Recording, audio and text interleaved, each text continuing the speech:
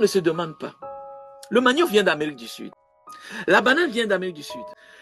La pomme de terre vient d'Amérique du Sud. Et tout ça, ce sont les Européens qui nous apportent ça en Afrique. Comment est-ce possible que de tout ça, ils ne mangent pas le manioc? Vous ne vous avez jamais demandé. Comment ils sont allés prendre la pomme de terre et le manioc? Et ils nous ont laissé le manioc. Ils nous ont proposé le manioc. Ils nous ont imposé le manioc. Et eux, ils sont restés avec la pomme de terre. Et eux, ils ne mangent pas le manioc.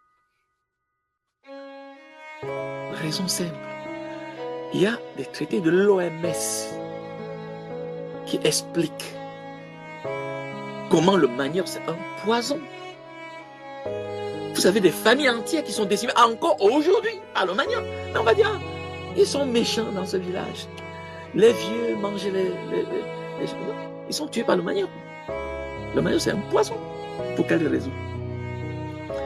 Le manioc, c'est un tubercule qui opère dans le milieu tropical. Et dans le milieu tropical, vous avez beaucoup de microbes dans la terre. Pour ne pas être mangé par les bactéries et par tout ce qu'il y a, le manioc a développé des toxines jusqu'au cyanure et qui est mortel pour l'humain. Mais là n'est pas le plus grave. Comment je me suis intéressé au sujet?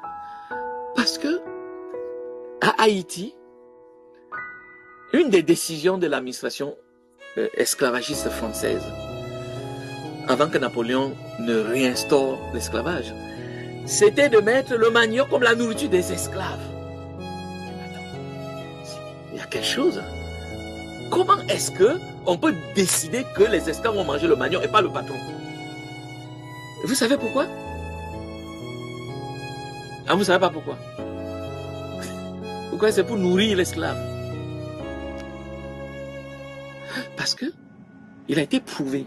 Nous, on est en 1800. Napoléon a fait son truc 1806, tout ça, mais avant, on sait déjà que le manioc rend idiot. Ah oui?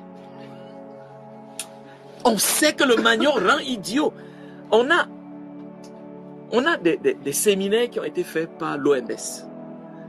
Et le plus grand a été fait dans les années 90 aux États-Unis, au Canada, où on a des recherches qui ont été faites en République démocratique du Congo. Dans les actes de la recherche, ils appellent le Zaïre, parce que ça s'appelle le Zaïre à l'époque. Où on donne, il y a des données, il y a des zones là-bas où 20% de la population est bête à cause du manioc. C'est publié par l'OMS. C'est publié par l'OMS.